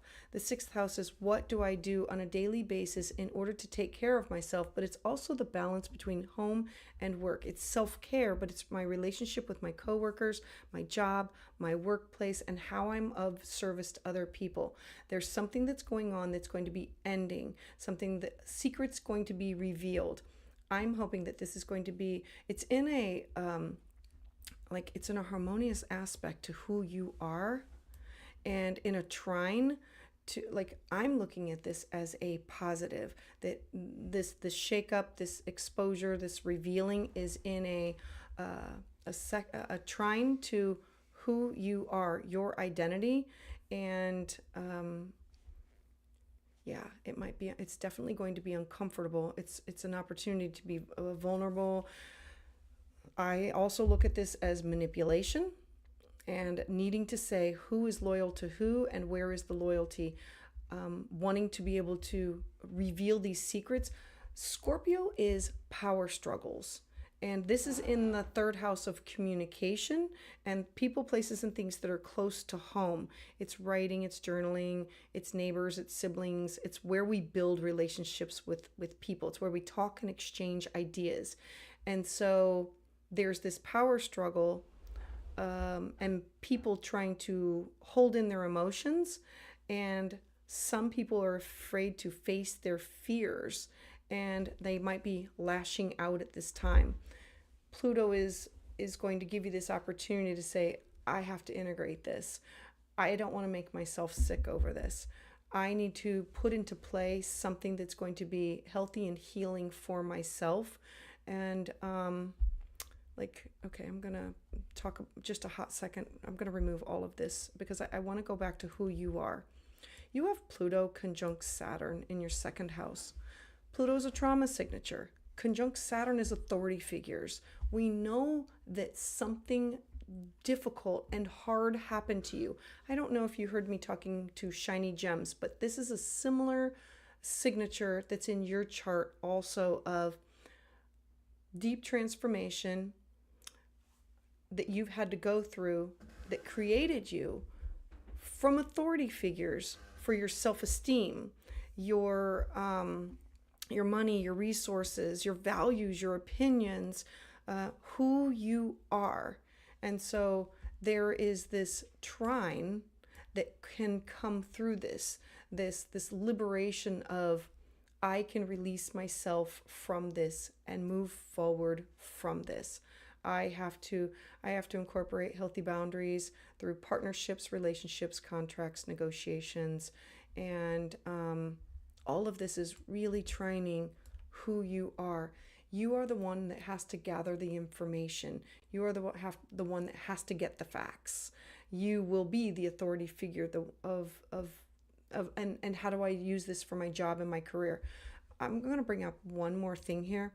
In the middle of March like 25th, on March 25th, Jupiter is going to leave Taurus and move into your 10th house.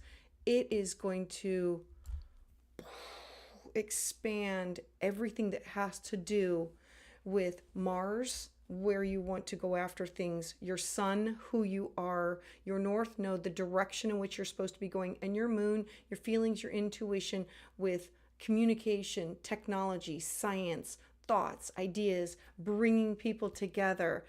And then there's going to be this information overload. So I want you to use caution as you move forward with what is now being revealed, and working through manipulation and identifying like who is loyal, where they're loyal, and who do I trust. So I'm hoping all of this makes sense to you, Anne-Marie. All right. I don't see any comments about it, so I'm hoping all of this makes sense, and I greatly appreciate you trusting me. I appreciate you being here. All right, so let's talk and see who is next in the queue.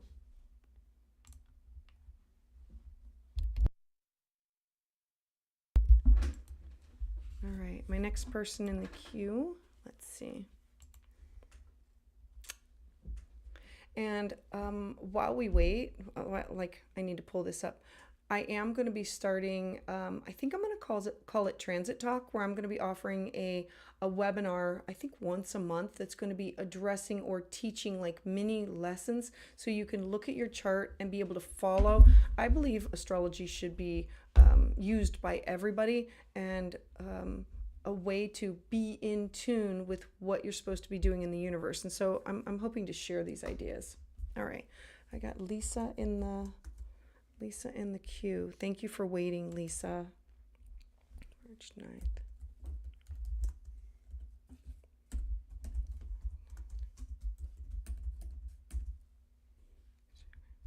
All right.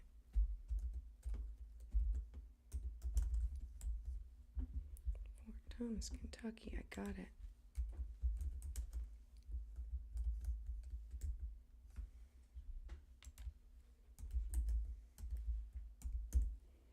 All right.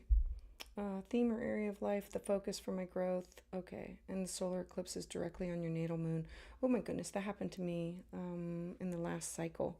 Seems to be impacting home and relationships. Home, moon, relationships, yeah. Emotions, feeling, crying, into, yeah, I totally get it, Lisa. All right, so let's take a look at you. So first off, thank you for trusting me with your consultation. I greatly appreciate you being here. Okay, your south node in Virgo. You are going to be having a nodal return, like we are approaching a nodal return for you. This is a lot of Pisces energy with partnerships and relationships and wanting to understand things and connect with other people and blend with other people. Are there any squares? Yep, I do. Okay. All right. Let me pull it up, Lisa, and let's do a bi-wheel with you. Did you see the question? I did.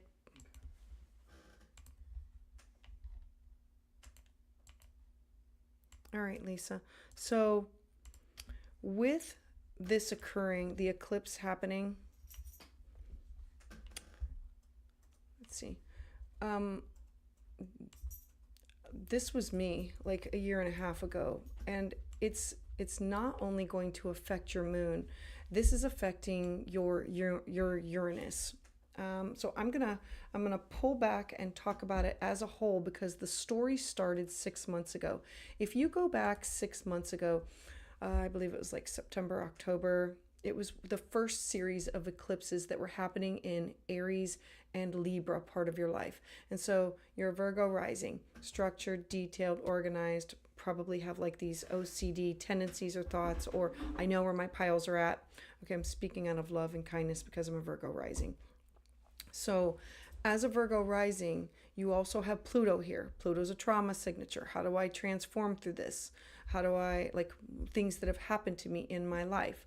Now, I look at 6 months ago, you had the node go into the sign of Aries. Aries is the sign of me, I, the warrior. And Libra is the sign of shared resources with other people, of where we balance things out in our life. Always trying to fill up somebody else's cup when they don't bring enough to, like, you and I were here together and you have a drink and I don't. And you're like, here, I'll share with you. Aries, with the North Node moving into Aries, is there has to be some healthy boundaries. You have to start putting yourself first. And so there were some things that happened about releasing some things from your second house of self-worth, cash, property, talents, skill set, resources, with the sign of Aquarius, like shocking and surprising of, oh, I'm willing to like get rid of that. I'm willing to let go of that. What do I need in order to feel safe and secure is the second house. And do you really need these things, these people in your life for security? What do you need for money and resources? So the North Node moving into your 8th house is your connection and your shared resources with other people. So this can be debt and alimony. Like, let's say it's an ex. So we have alimony and child support connected with them. Business partner, your shared resources with credit cards, or where you purchase and you buy things. The 8th house is your joint ventures. And so this could be with a significant partner, like a life partner. It's also the house of deep psychological connections that you have with family or other people that you have it's the house of deep psychological connections that you have with people. And so it's birth, death, rebirth, and transformation of. Your moon in Aries means you need excitement. Excitement in exploration into taboo topics. The 8th house is not only taboo topics, but it's the house of sex. It's the house of what I want to do in the privacy, my private area of my life, that I share these connections with other people. So the North Node on top of your moon is really lighting it up, saying, no, this is bringing into focus exactly what I need to do. I should be focused on myself first. I need to, I need to be focused on my shared resources with other people, and I need to get it in gear here. Like, I don't want to just hemorrhage money here. This debt needs to be paid off. We need to have healthy boundaries of the things that we own together, or these connections that you have with other people.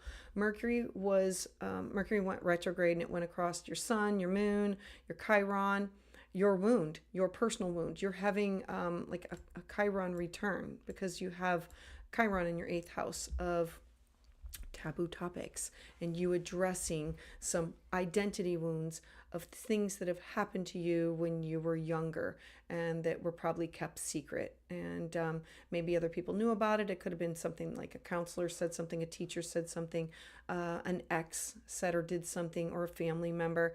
But the 8th house is the house of psychological birth, death, and rebirth, the house of transformation. Knowing all this, Jupiter and Uranus are offering you the liberation. It's the freedom of shaking up the area of your life, saying you have to travel. You have to connect up with these people. You have to go there and see it and feel it and believe it and try that food. You have to get out and connect. Take a class, take a workshop, teach something, publish something, legal matters. You have to dive into this. You have to make this happen. Jupiter is going to move into your 10th house soon, so it's going to bring all these thoughts and ideas and bring them into for your career and your job. What's ending is the moon, the sun is sitting on top of your Saturn, your personal Saturn. So think about Saturn as an authority figure, a boss, or somebody who says, and do it again, and do it again until you get it right. And then they're like, there you go. Now let's move on. There's not a lot of attaboys. Saturn just wants you to be good at what you do and do it right and not take shortcuts. And Saturn in Taurus is, I need these sensual things. I need good food. I need good friends. I need to slow down. I need to do these things. So what am I trying to let go of? What am I going to release? You have this full moon that's sitting on top of your Jupiter in the sign of Scorpio. I have to release the way that I'm communicating with, this could be siblings and cousins and neighbors or people that are close to you, or taking these classes and workshops, my emotions, my feelings about these people, about the way that they've communicated with me, of carrying their emotional baggage and creating emotional baggage from my connections with them. A full moon in the 3rd house usually means there's going to be an ending to this. Jupiter in the 3rd house expands some things, so there's been a lot of expansion of your psychic ability. Your, like, Scorpio knows and feels things. They keep it inside, and so where you have Jupiter in Scorpio, your connection to the world creates you feel connected to the world by having these experiences out there. And good or bad, this is what you need to do. You need to this is freedom and liberation. This also means ending. So you could be finishing a class, finishing a workshop, like ready to have something published. The problem comes with Pluto in a square. Pluto is the planet of transformation. It is not in a harmonious aspect to your 1st house of self, and with Pluto in your 1st house. So it's uncomfortable. How do I make this transformation a daily habit? Squares are uncomfortable aspects that have to be integrated. And so you need to think outside the box for your health, your mental, physical, spiritual, psychological, emotional health and well-being. The 6th house is alternative ways in order for me to care for myself, finding a mentor, finding a guide. Like, how am I doing this? How am I making these changes a daily habit? And how do I release this? Like, I'm tired of feeling my feels, and I'm ready to have some healthy boundaries with these family members or these friends or these neighbors. I don't want to feel angry about it anymore. I don't want to carry it anymore. I need to have this healthy boundary, and I need to make it a daily habit because I need to be focused on me and me seeing the world, me getting out there, me doing things, and my connection that I have in bonds with other people. I mean, you literally have Saturn on top of your personal sun, and Saturn is slow and steady. It's in a harmonious aspect with your personal Saturn, but it's this mutual reception with Saturn is on top of your sun and the sun is on top of your Saturn. The things that you are doing is having these healthy boundaries, creating these habits of where you want to go, what you want to do, and being in tune with your divine higher power, your divine spirit, with people that feel good with you, that you can trust. So I'm hoping all of this makes sense to you. I greatly appreciate you, Lisa, and I hope you stay in touch with me.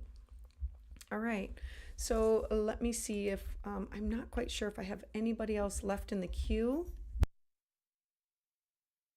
Okay, I have one more person left in the queue. Hey, Mopsies.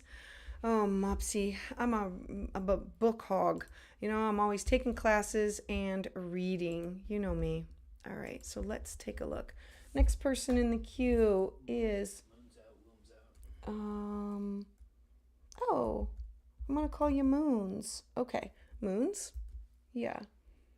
Oh, got it. 1488. Okay. I'm appreciating you being here. All right, 16:51 is the time.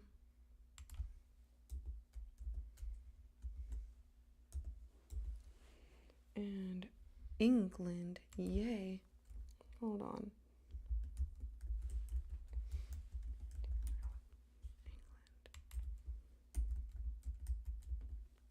All right, thank you for being here. I gotcha. All right, Moons. I love your chart, Moons.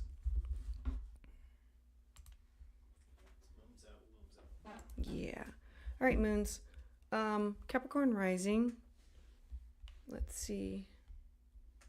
Oh, you have the Sun conjunct your South Node also. And, South Node in Pisces. All right. Okay. All right. So first things that I notice, I always look for like clusters and I look for anaretic degrees. So we know your moon is in Libra. Your sun is in Virgo, but the moon in Libra at 29 degrees. I look at 29 degrees as it's a final exam lifetime. I need to get this right. And you know that this moon and this Mercury are both being activated by the eclipses going on in your 4th and your 10th house about what am I leaving behind? What am I connecting to? So let's pull up a bi-wheel and talk about this. Super excited that you are here, Moons. Okay.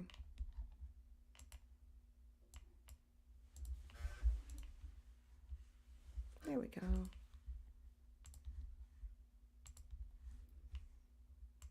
All right, so there was no question, so it leaves me free reign to just like skim around your chart. I do want to talk about this Mars return coming up. Okay, no, I'm going to back up. I want you to think back 6 months ago. There was something that you started 6 months ago that's going to be having an ending that has something to do with your career, your job, your legacy. It's literally sitting on top of your Mercury. Something that has to do with love and money and beauty and your intuition. I would say Moon in Libra is Libra is the sign that wants to connect up with people. It wants to put people together for business, for pleasure. It just is, they're like pollinators. They connect people. But the moon in Libra, they hate fighting. They hate arguing. They love beauty. And so you need to be satisfied with the career or job that you have, that it needs to be fulfilling to your heart and to your soul, having your moon here and being able to communicate that in a way of sharing your thoughts and your ideas about this.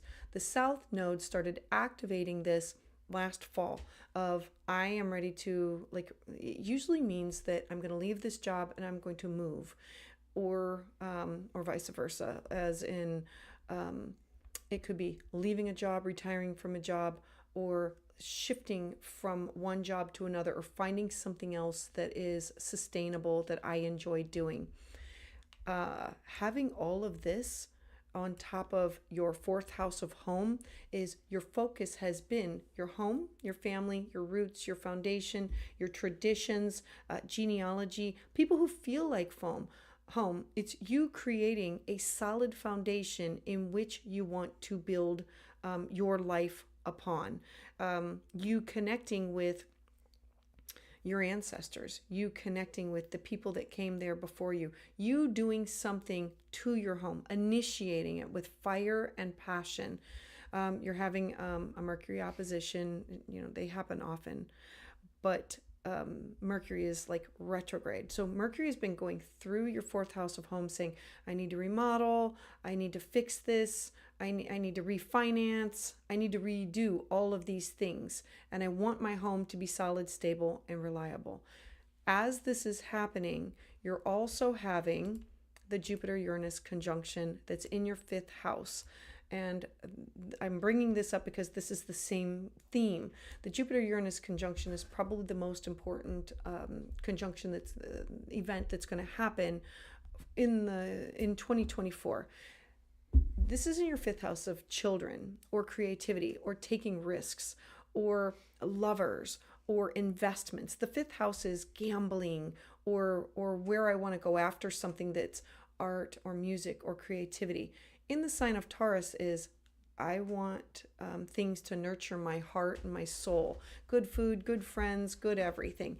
And you becoming stable and you not changing some things in your life. And Uranus here has been shaking up this area for the last year, bringing you all kinds of transformation. And I'm looking at it as an opportunity of liberation. Jupiter is going through this part of your life, expanding it, saying, look at it this way. Or this could be your children moving out. This could be children moving in, children doing something great, getting married, but big things that have to do with creativity, you creating art, you creating music, you taking a risk or gambling on something.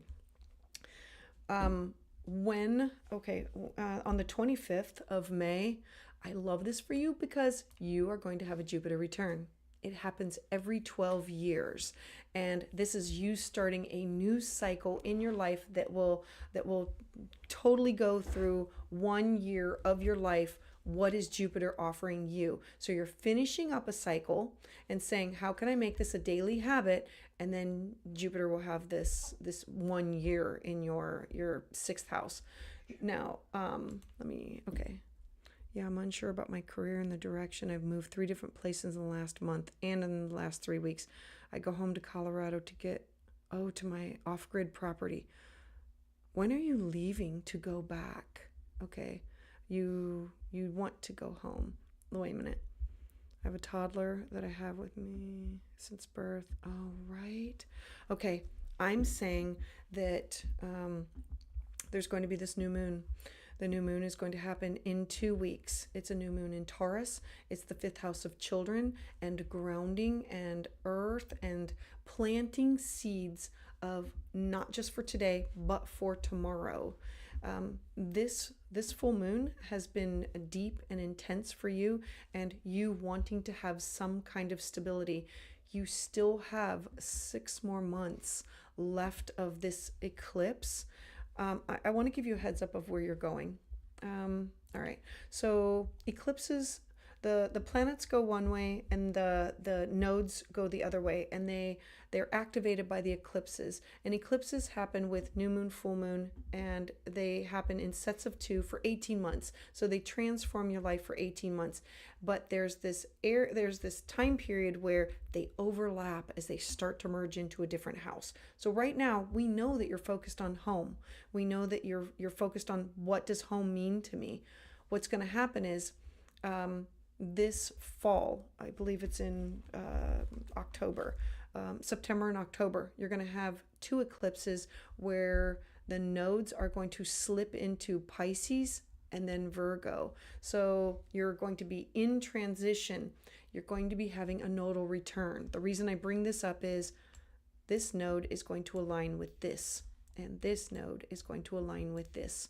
You are going to be leaving, finishing classes, finishing workshops, finishing travel, finishing foreign people, places, and things, finishing things. Now, that will happen over the next year and a half, but you're going to be dipping your toes into it this fall. A nodal return is, I've done this. I did this 18 years ago. Like, I'm on this cycle, and I'm back to square one, and I need to move forward. A nodal return is where the universe corrects. It's a course corrector. That's what the eclipses are. They're course correctors. But when you have a nodal return with the eclipse, it's the universe saying, you're off track. Let me adjust you. Let me move you forward. You're unsure that you want to stay there, and you're unsure about your partner and how that's working out. Oh, I totally get that. Okay. If you're going to plant, you should plant these seeds. May, June, and July are going to be 3 free months of moving forward with things that you want to plant the seeds for growth of, transforming, making things happen. The North Node in your 4th house, it's not done here. I don't know if this will be your final move. Literally, you still have months left on this, and it's moving you in the right direction. I would go with where the universe sends you and where you feel comfortable with, in order to be at that final resting place of where you'll end up with that last eclipse, because you still have 1 year left with this cycle. And so I would definitely make the plans for the May, June, July. August is going to be rough, and then we're right back into September and October with these eclipses that will shake some things up again. So a move is definite. Will it be your final place? I'm not 100% sure, because it's coming into conjunction with, it's squaring with who you are. And you, as this Capricorn, I want to create something that's longer lasting. I appreciate these things, but like, you have everything else that's going on. Your birthday will be around the eclipse too. Yeah, I'm gonna have to look at that, because having a birthday near an eclipse means the next year of your life brings major transformation, and I don't want to just say upheaval, but it's an opportunity for transformation and growth. So, okay, I really appreciate you. I'm hoping that this was helpful for you, and that it all makes sense. And May, June, July are definitely going to be better months for everybody as we move forward. I'm so ready to move past the Scorpio moon, and I'm excited for these opportunities for you. All right, so I really appreciate everybody being here tonight. I do have a newsletter in case you want to sign up for that. I'm going to be offering this webinar. I believe I'm going to offer some kind of information about it in the community section, and if you have any suggestions of, yeah, I'd like to learn about this, or I want to know about this, put that in the queue, or in the community section, I have a question about it. So I'm excited. I really appreciate all of you being here tonight, and I hope to see you again in 2 more weeks. Bye.